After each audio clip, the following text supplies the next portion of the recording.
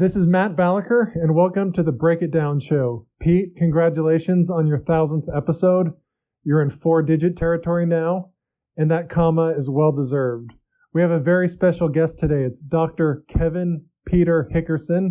Dr. Hickerson earned his PhD in astrophysics at Caltech, which makes him less smart than most of the people on your Facebook feed, but he's still worth listening to. And again, Pete, you've done a hell of a job. It's an honor for me to be part of your show.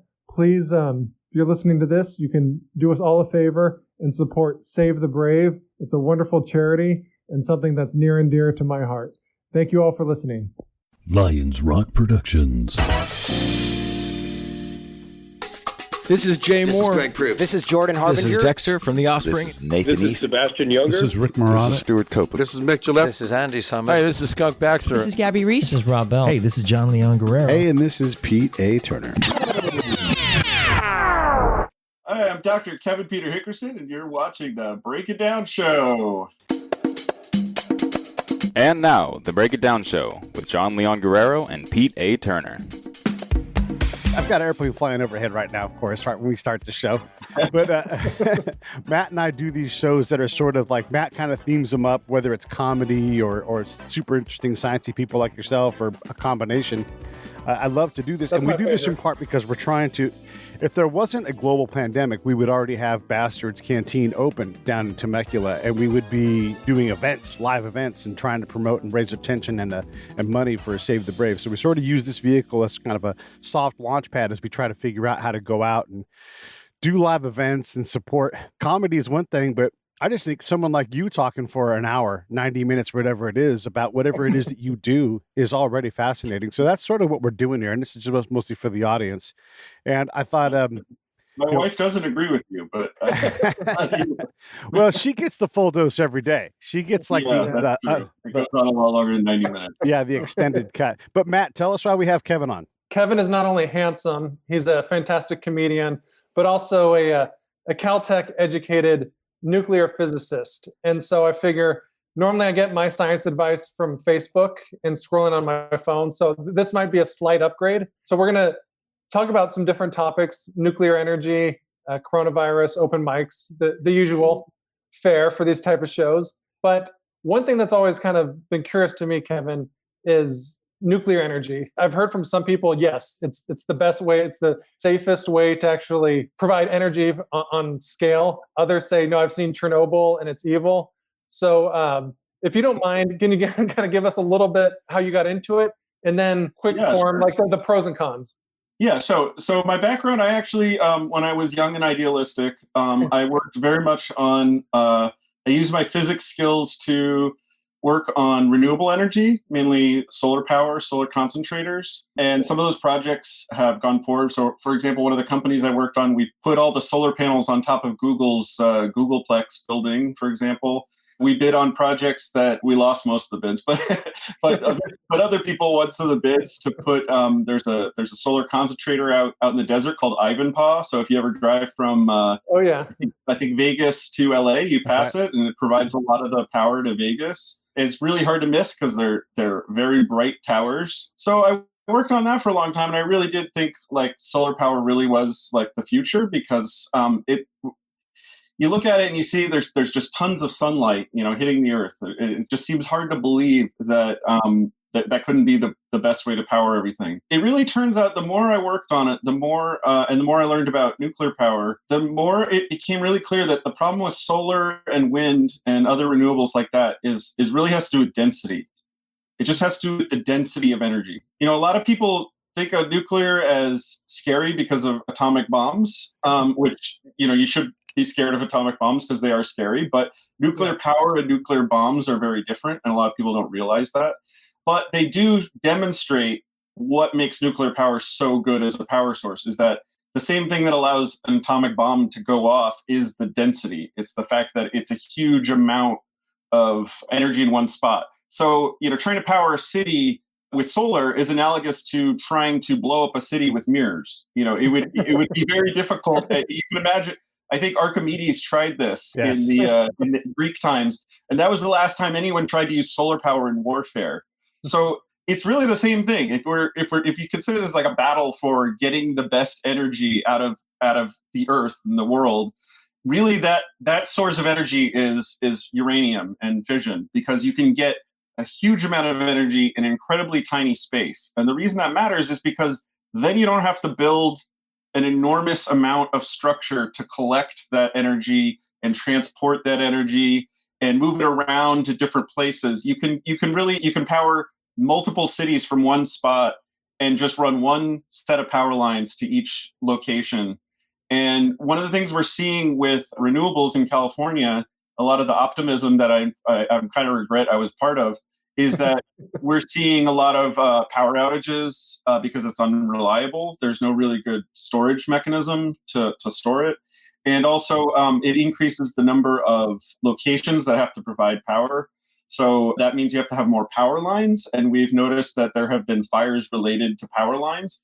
So it's ironic that we're blaming wildfires on global warming, but we're also creating the conditions that then cause these wildfires in an attempt to very slowly and inefficiently fight global warming. Let me jump in. I want to back up because these systems are so complicated, right? Like people talk about, and I'm going to use Matt's obvious open about Facebook. People talk about how they believe in science, but they don't know that there's, or even care that there's 4 laws of thermodynamics.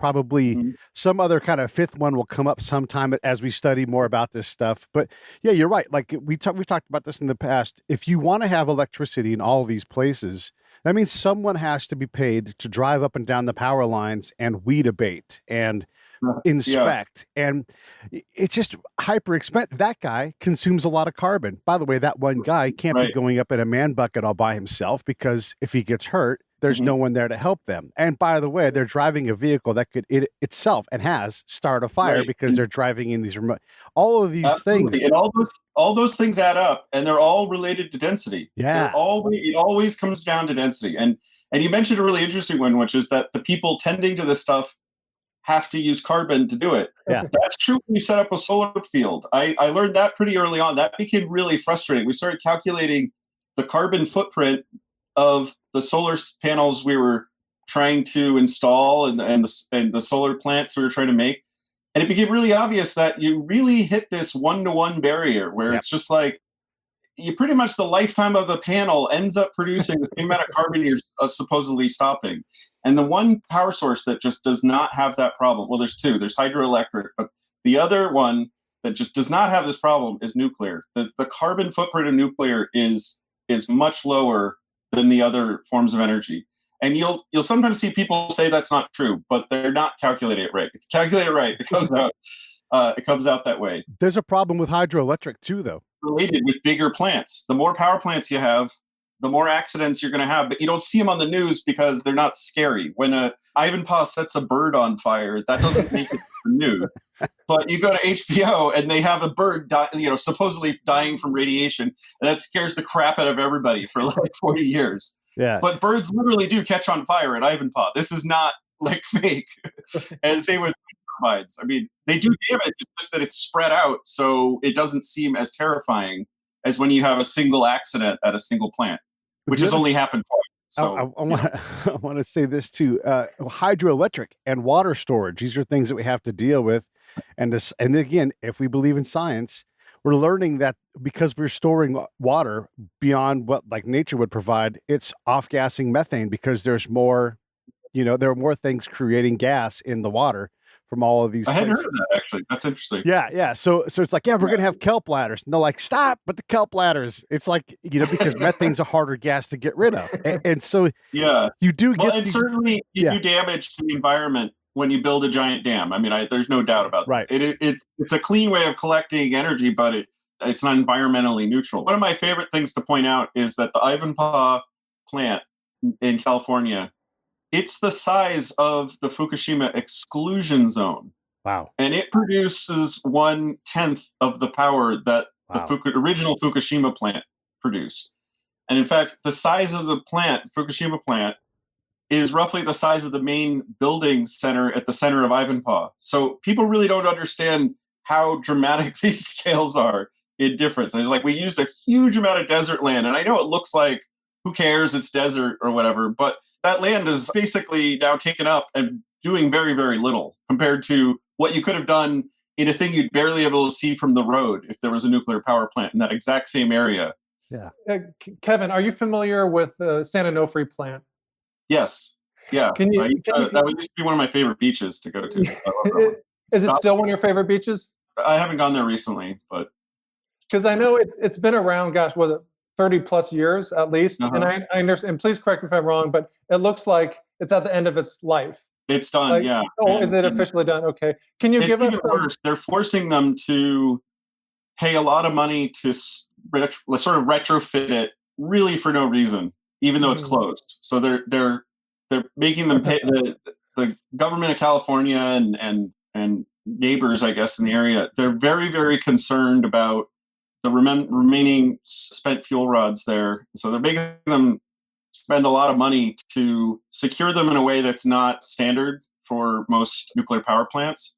And this is really frustrating because spent nuclear fuel, which is unfortunately sometimes called nuclear waste, I can explain why it's not actually waste, but spent nuclear fuel has never hurt or killed any human or animal in history, not once. Wow. It is one of the safest things that we have, and yet I would say it probably has one of the highest irrational fears to reality ratios of anything.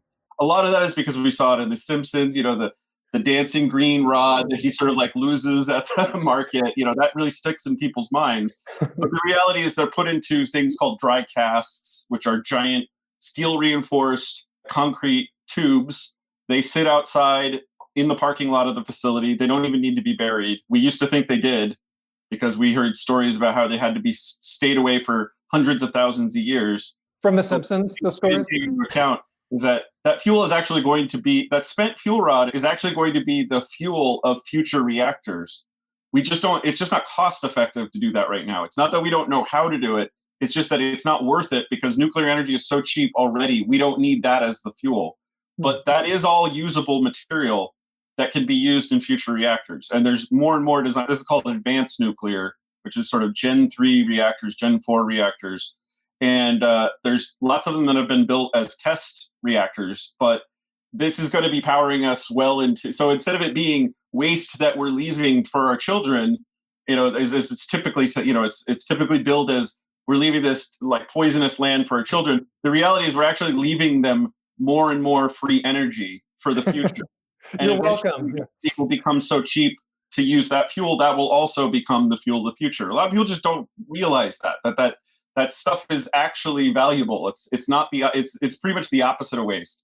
It's just inconvenient at the moment, and it's just cheaper to leave it in the parking lot than to try and power it. It's cheaper to go buy new uranium and run a plant on that than it is to use that, just because of the way we've been doing it already. But that changes every year. We learn more and more about how to recycle that stuff. It sounds like nuclear energy needs a better publicist. Will you volunteer for the job?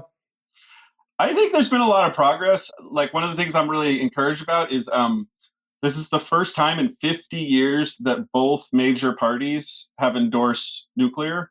So this was really frustrating because for a while the Democratic Party was the party of anti-fossil fuels and pro anti-global warming, and I would say global warming alarmism, but I don't want to get too hot button on that. But then on the other hand, the Republican Party was typically willing to accept nuclear, less scared of it, but they were also still just very pro fossil fuels. And now I think we're actually seeing a convergence where both parties are actually saying, look, we actually have a common solution that we both like, which is, it's like it was kind of like the VP debates. It's like, whoa, why aren't they talking over each other? What's going on? I mean, strange. How would you remedy San Onofre? I mean, if it was only up to you, Kevin, what would you want to see done with it?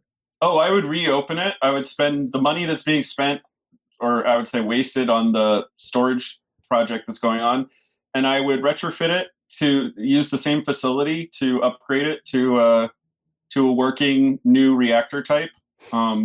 Like a mixed fuel reactor or something like that.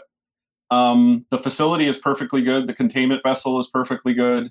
The cooling system is really nice because it dumps the energy out into the ocean. It does have a little bit of impact on the fish in the area, in that they the water is warmer there than around the cooling pipes than it is. But that really just has the effect of bringing fish that would be maybe a few miles, maybe 100 miles to the south to that area. It's Just El for Nino. Mexico up a little bit. So I don't think that's a huge impact.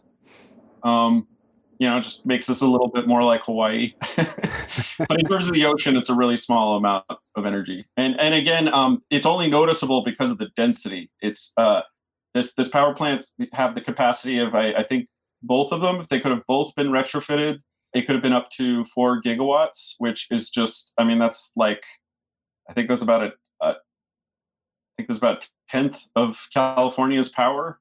Wow. Right now, the big fight is over Diablo Canyon power plant, which provides a quarter of California's electricity and half of all carbon-free electricity in California. So if we shut it down, we would be just literally throwing away half our carbon-free energy. And yet there's environmentalists doing this, the same ones who sometimes are fighting so viciously against global warming. It really makes very little sense to combine those two ideas. But luckily, a lot of environmentalists are realizing this, and they're joining the battle for this like actual workable solution. I don't personally think global warming is the end of the world, as a lot of people. A lot of scientists disagree with me, but And my Facebook feed, please. yeah, Facebook, yes.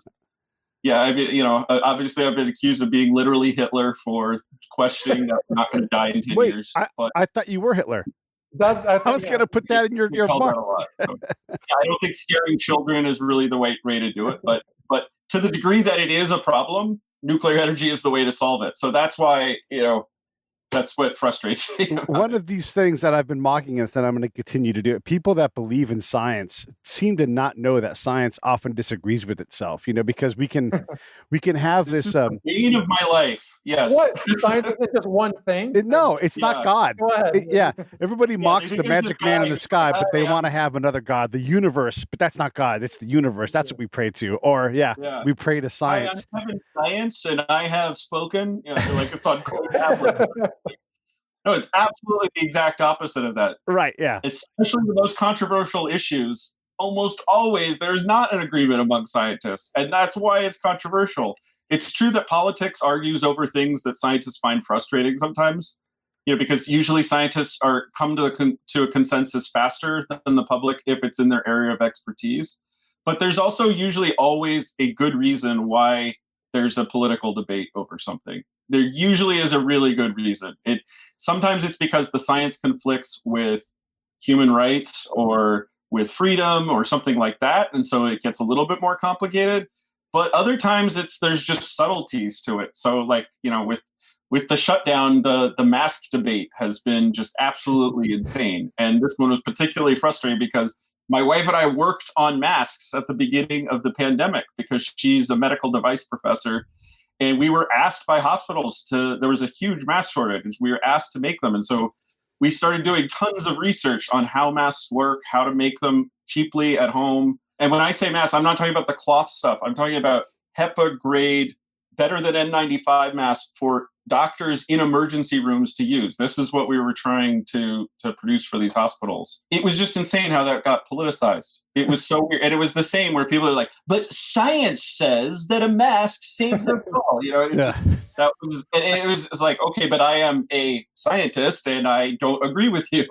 So, but that doesn't matter on Facebook. That's just not how Facebook works. And again, it's not the mask that we're even worried about. I saw Joe Biden talking from a distance, an enormous distance, and he's like talking, and he has to project. And so the mask is hopping all over his face. At one point, he grabs it and he wriggles it around. It's like, what are we doing? Like, that's not science. You can't be fucking with the goddamn mask, Yeah. Our own health director, who interestingly goes by Dr. Barbara Ferrer on the news all the time.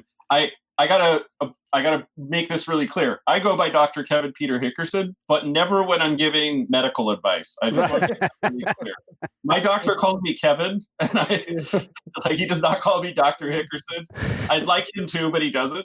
But Dr. Ferrer is not a scientist or a medical doctor, and I respect her education, but her education was in public welfare, not in in medical research. And yet she just, at the beginning of the LA pandemic, she just came out every day, basically making it sound like she was giving medical advice to everybody. And it just drove me insane. I want to add some more to this science conflict thing because, good or bad, the president has said we're not going to be in the Middle East and we're going to stabilize that region and try to get the hell out of the way. To accomplish that, we have to become energy independent. And now we're, we're pushing oil out. We're an exporter rather than an importer. This is part of the political science thing. We're like, if we want to calm that region, we probably should handle it differently than we have. Yes, the great example with fracking is a great example. Yeah. America seems to be really good at picking these like no-win scenarios. I don't know why, but somehow our two-party system is just fantastic. It's like, I don't know if you know about game theory, but there's a game called Prisoner's Dilemma where basically both sides win by screwing each other over. Right. And then the end result is nobody wins. Right. Both lose worse than they could. That seems like America's system. So for a while there was just a huge anti-fracking movement. And I understand, again, fracking is scary and stuff, but it really was at the cost of not importing oil. It wasn't at the cost of not using oil. Anyone can choose to not use oil. You can choose to not drive as much if you want. As an individual, you could choose to do that. But if you want to get your oil from somewhere other than the Middle East, you got to frack it. And so, it was very frustrating to see, we got to stop having all these endless wars. But then also, I don't want to be energy independent. Those two don't go together. Or how about anyway, fix my road? You're like, hey, that asphalt, by the way, it's a huge petro. Kevin, I want to rewind a little bit on the masks issue you were working on. Uh-huh. In layman's terms, from what you learned, what's the good and bad of it? Like, obviously they seem to help. What advice can you give? All right. So what we learned is, first of all, masks, a lot of people think of masks as a filter, as like a thing that you blow air through and then the coronavirus gets caught because it's so small. That couldn't be further from the truth. Coronavirus is incredibly tiny. I mean, it's really tiny. It's 120 nanometers across. Wow. And when it becomes something called an aerosol, which is something that a lot of scientists knew it was from the very beginning because there's certain events called super spreader events that occurred all the way back in China and even occurred with SARS-1. Mm-hmm. So this was not a huge surprise to a lot of scientists.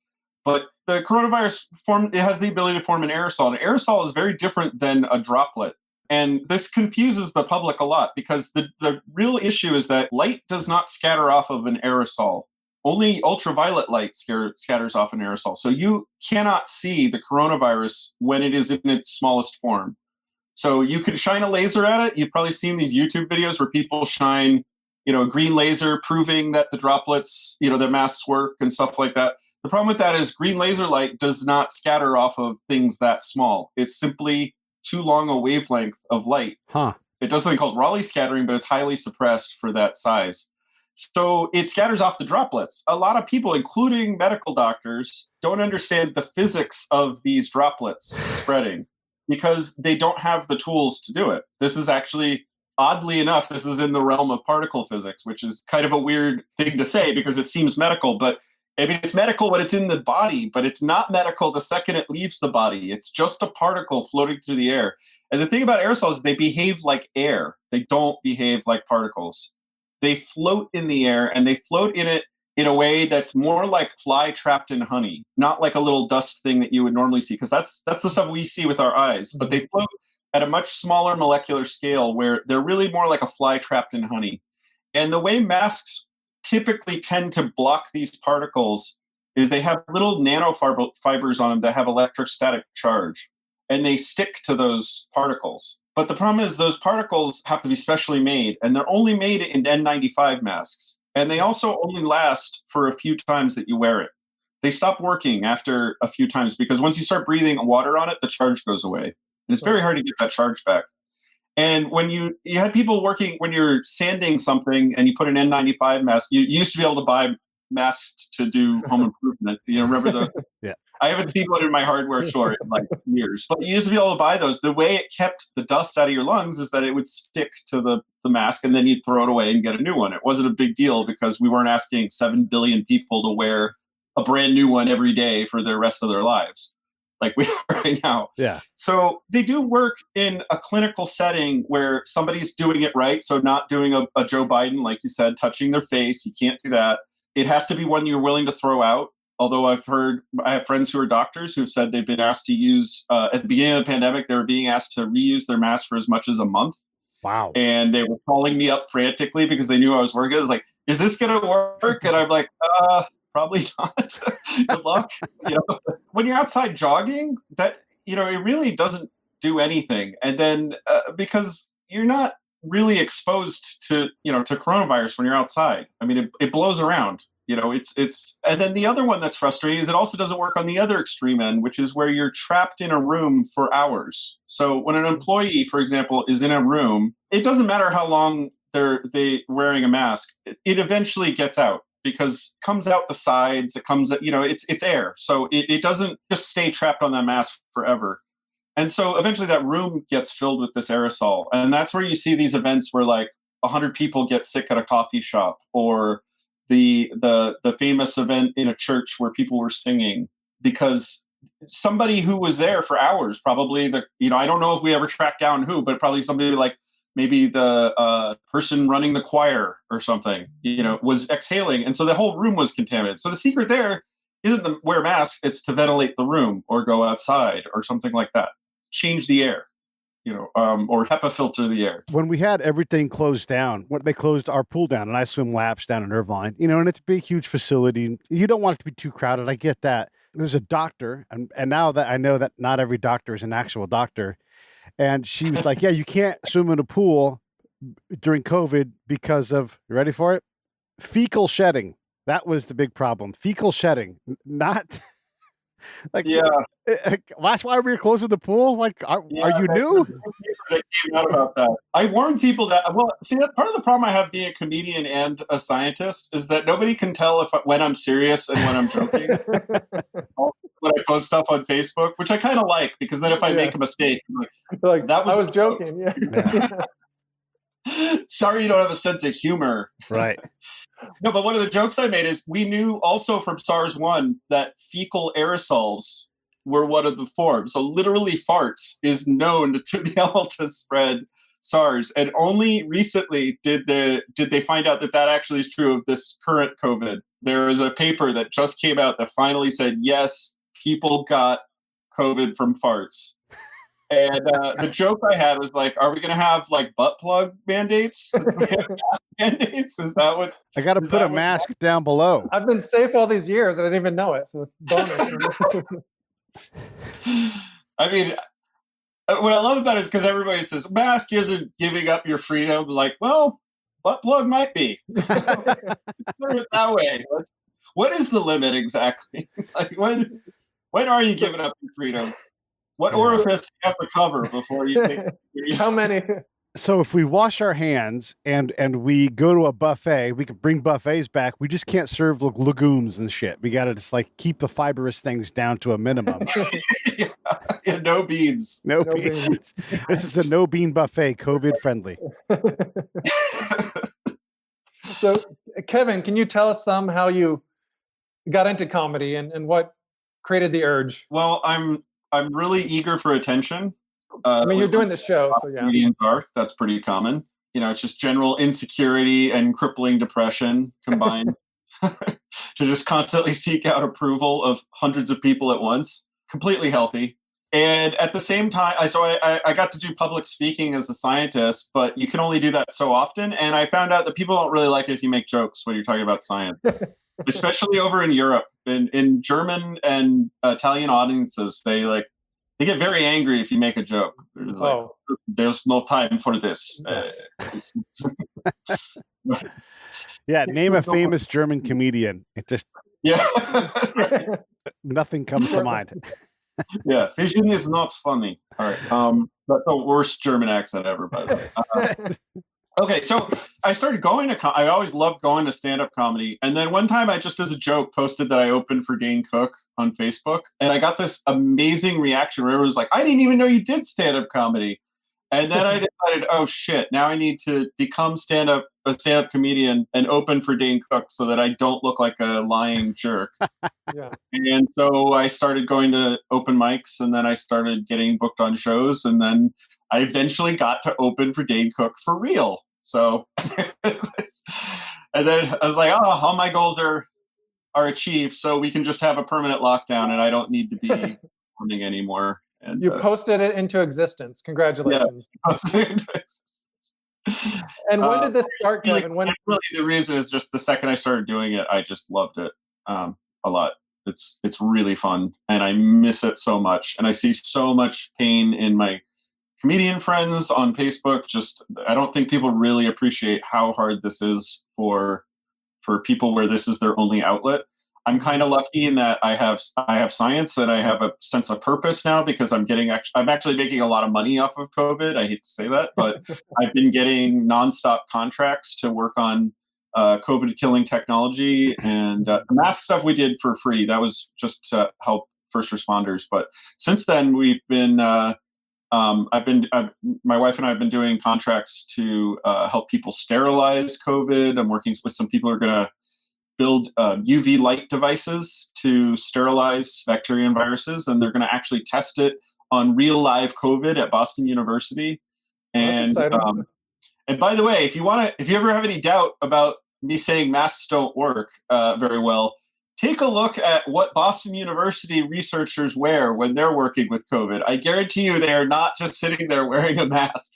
They're actually in a full-blown ET-looking spacesuit thing that looks straight out of Mars Attacks. They're in a complete isolated bubble with an air supply coming in from the outside. They don't take any chances because, they don't just go, oh, I got a mask, it's cool. Just live COVID on a petri dish. These labs take this very seriously when they're dealing with it. But for us, not a bandana up there, you're good to go. I want to ask you about our COVID approach because one of the political arguments, and this is in no way a political conversation, it's just I'm using this as a setting. One of the things we keep hearing is that the government's approach to COVID is the greatest blunder in presidential history.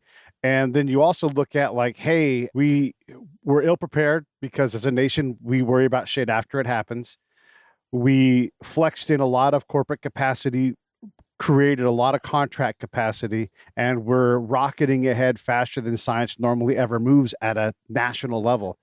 Can you give us a sense for are either of those things true? Is it something else? You've been doing it, so what do you think? Ooh, probably going to make a lot of enemies from this, but make sure you're recording.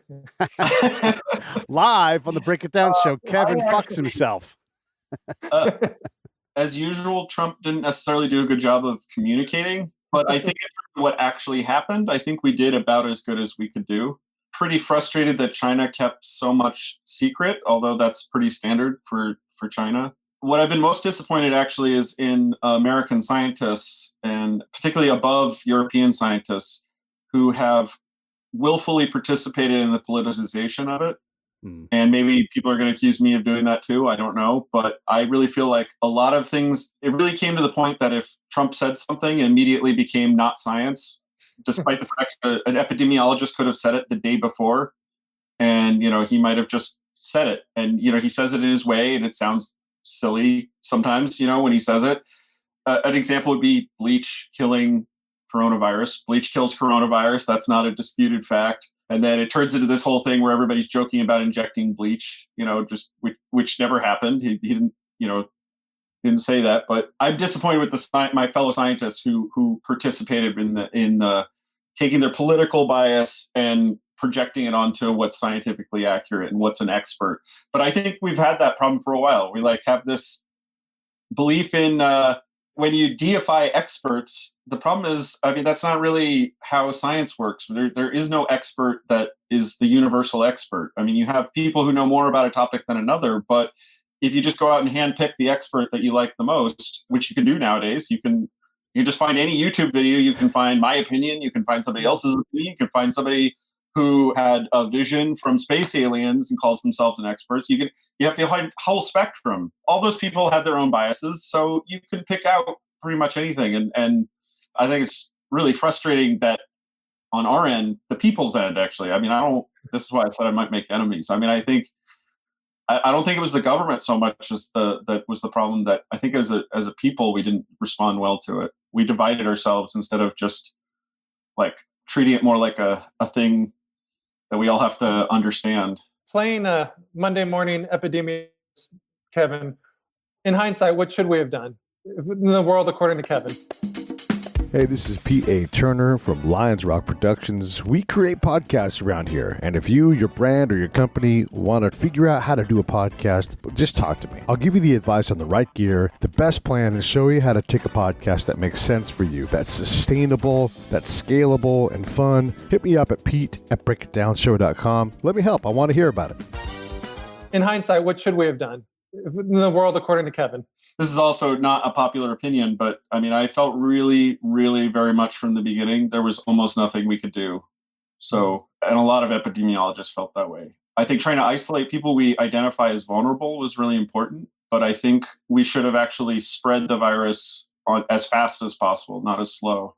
And that was an extremely unpopular opinion past April, and it still is, but that's actually how I feel about it. I think developing treatments to reduce the lethality in a hospital is extremely important. But I think in terms of trying to combat a virus is a lot, once it's really spread, once it was outside of China, it basically became impossible to contain, except on islands like New Zealand. And I think the fastest way to try and fight it would be to just achieve natural herd immunity, in which, roughly 20 to 40% of the population catches it, doesn't really get sick from it. And then we can start interacting with the vulnerable who have a much higher chance of dying from it. That's a tough one though, because that's asking, it's not a really ethical thing to ask people to do. I definitely don't believe in COVID parties or anything like that, but in terms of just living your life, I think to some degree, disease is part of life. Again, this isn't really a scientific opinion. This is more of a personal opinion.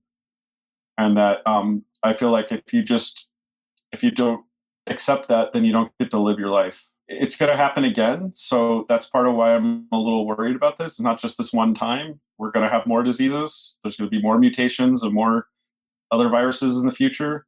Whether or not this one was engineered, someone will engineer one in the future. So we have to be ready for that. There's a possibility that we'll have biological warfare. This will be the norm in the future. I don't want to depress anybody, but I am a comedian. Too late. Depressing. But this could be the norm, where countries just try and infect each other with viruses, aimed at each other's population. That could be like the new Cold War. I hope that doesn't happen, but we certainly have the technology for it, and it's not going to go away. And ironically, the more we study how to fight viruses, the more we learn how to make them. So that's the other thing. That's how a Tom Clancy novel starts, is they aerosolize Ebola, And, yeah, exactly. And it's fanciful in a book, and maybe Ebola is not the right vector, but all you got to do is find the right vector, SARS was pretty much the right vector. The movie Contagion says a bat coronavirus. I don't know if you guys have watched that one, but so this wasn't it shouldn't have been a surprise from that point of view. It was just a matter of if and when. But we also can't lose track of other threats. I mean, one of the ones I'm really interested in is asteroids. I know they sound like, again, a science fiction one. It's science fiction until the day it happens. Like there's going to be a time when in our future where we're going to have, as a planet, we're going to have to band together to stop an asteroid from hitting a major city or worse. I would even say we've gotten off a little easy with this pandemic because of our ability to develop all these different people, whether they're scientists or whatever. We've gotten off when you look at our overall mortality rate in the US, like we've actually done really. I know the number 200,000 scares everybody, and of course it's a tragedy, but that many people already die at this point in a year, no matter what. I think it could have been worse.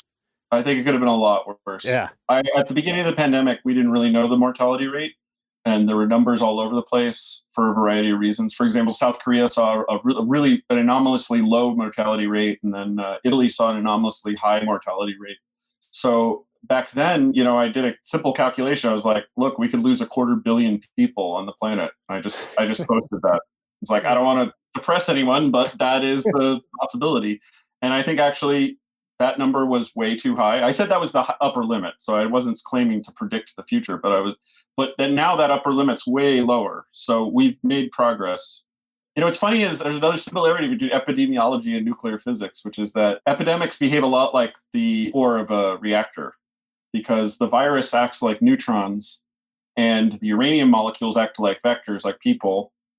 And basically they have an R number just like viruses do. So one fission molecule goes off and gives two neutrons, which then goes and infects two other uranium atoms and infects two others. And you get this chain reaction. And that's part of what makes nuclear fission give off so much energy so quickly, is that it's a chain reaction. So it's sort of like you infect the fuel rod with this reaction, this chain reaction. So what's funny about this is the mathematics of it behaves exactly the same. So like social distancing is a lot like the control rods in a nuclear reactor. You stick it in and you separate distance between people and you slow down the reaction, and but you really can't ever quite make it go away completely. So that's the hard part until we reach herd immunity either naturally or with a vaccine, if we ever get one. Some of the things that have kind of gotten buried in the news as we've come along is there's some pretty remarkable things in 2020.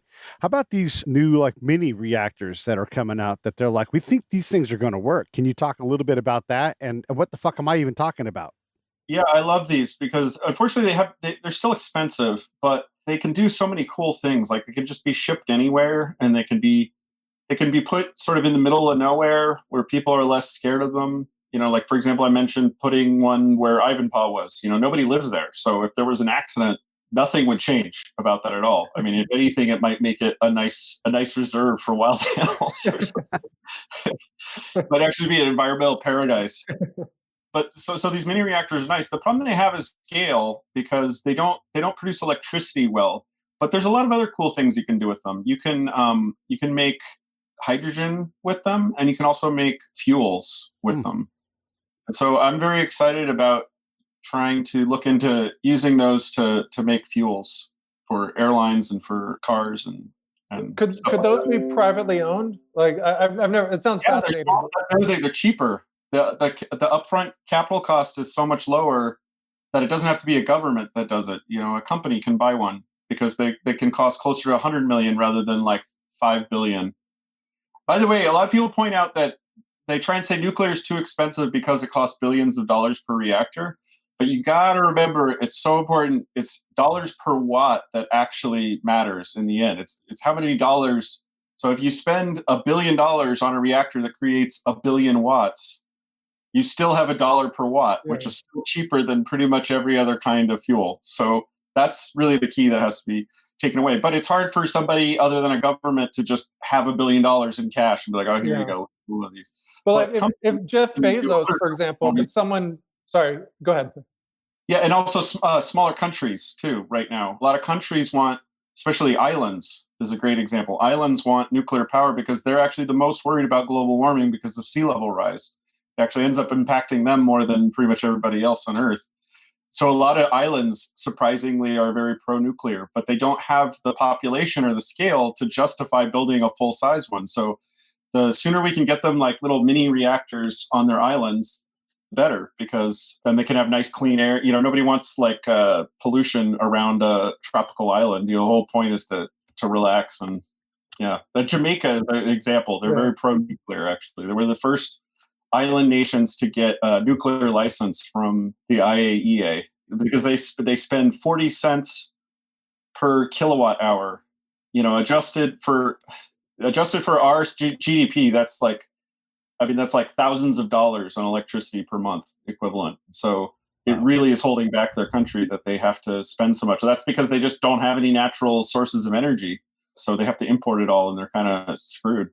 Obviously, there's a lot of pushback against nuclear energy. What are the risks that you think are valid, and is there any workable solution where we can use this where most people will be happy with it? Yeah. Okay. So I think the risk to large cities is a legitimate concern, because whether it actually poses much danger to life, I think is kind of. I think the danger to life is actually pretty small. So, for example, in Fukushima, no one died of radiation sickness, not a single person. But people did die from the evacuation, especially elderly people who really weren't able to move. And they died as a result of the stress of moving. And then on top of that, people died from depression from being moved from their area. Yeah.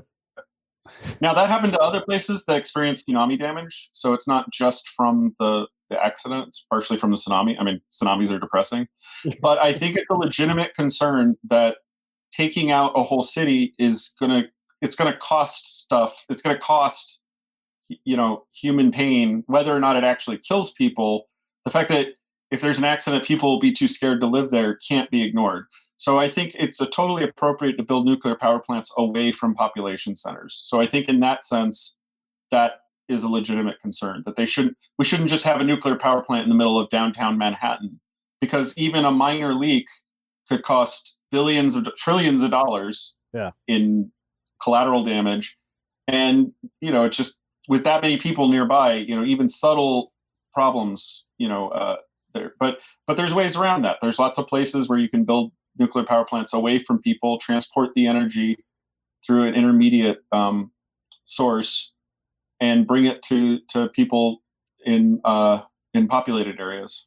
One of the things that we would definitely find, and this just is from my experience being in conflict zones, is that if you could reliably, and we have Bjorn Lomborg on the show talking about climate change, and he totally agrees, if you can reduce poverty, and I would say if you can increase the amount of available electricity, and just make them energy rich as opposed to energy poor, you're going to save a lot more lives and struggle and strife, and you fix a lot of problems. So yeah, global warming, but is there a not symbiotic, not synergistic, but is there an ideal package that you could send to a country, where it's like, this is your desalination, nuclear powered water treatment, something complex where it kind of all works together in some kind of systematic way where you could create benefit by just having this thing that costs, I don't know, $1 trillion or whatever it is? There isn't one yet, but we're so close. And what you're talking about is great, is like a hybrid system that just provides a lot of solutions for a remote area or a poorer country or a more remote country or area. And like what you said is perfect, like a combination desalination, fuel producing and electricity producing hybrid, I think is the future. So this is something I've been interested in for the last. You got to add water treatment though. You can't give fresh water and not get rid of bad water. You have to close the loop on that. Otherwise, everybody gets cholera and they get pissed off again. Oh, okay, all right. The nice thing about nuclear is it's a source of heat, and heat is very useful. It doesn't just make electricity; it does a lot of things. You can, especially now, we have a new kind of reactor called a very high temperature reactor. And what's nice about these reactors, they're a lot safer too. They're believed to be. We haven't been running them as long, but they don't use water as their coolant. They use gas as their coolant, and so they can't have these big steam explosions that you've seen with Fukushima and with Chernobyl. Right. But the other benefit is that heat is much hotter. That you can get much hotter heat out of it, a higher temperature heat. And with that, you can do all sorts of really cool things like sterilizing water, like producing fuels, and heating buildings, and so there's a lot of things you can do with it. There's industrial uses too. You can melt metals with it if it's hot enough. Wow. And so I think we're entering a new phase where we're going to see nuclear being used for all kinds of stuff, not just electricity. And I think that's when people are really going to realize how awesome it is. You also talked about a danger. One of the ones I want to address is proliferation. We've gotten much better at making sure nuclear power plants really can't be used for proliferation. They're much easier to monitor now. We have a lot of really great technology to make sure that, like what happened in North Korea, doesn't happen again. Where they managed to remove plutonium out of the core without the UN noticing. This happened in the 90s. Right.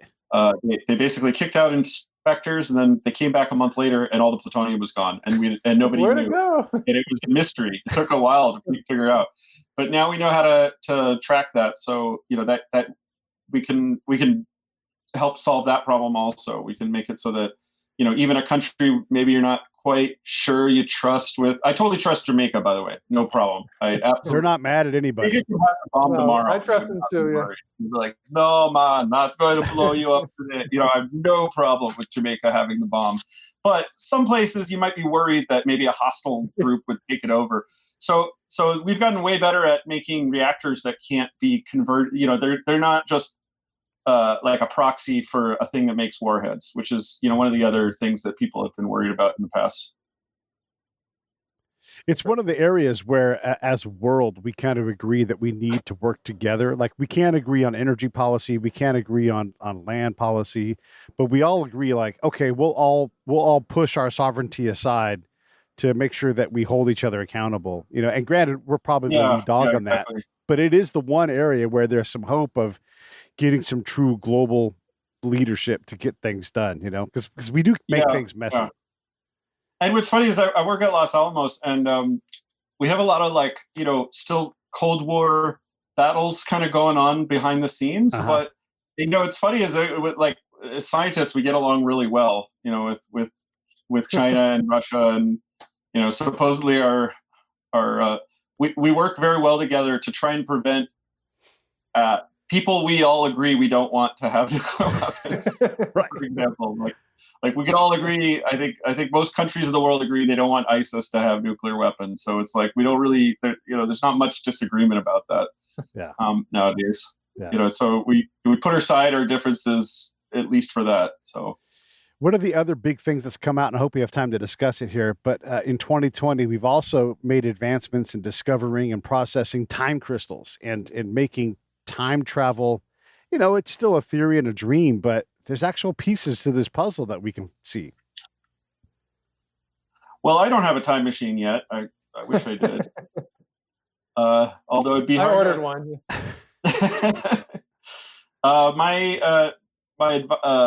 My general relativity professor published the first serious paper on time travel. He published, this is back in the late 70s or early 80s, I don't remember, but he was a friend of Stephen Hawking, and he's the executive producer of Interstellar.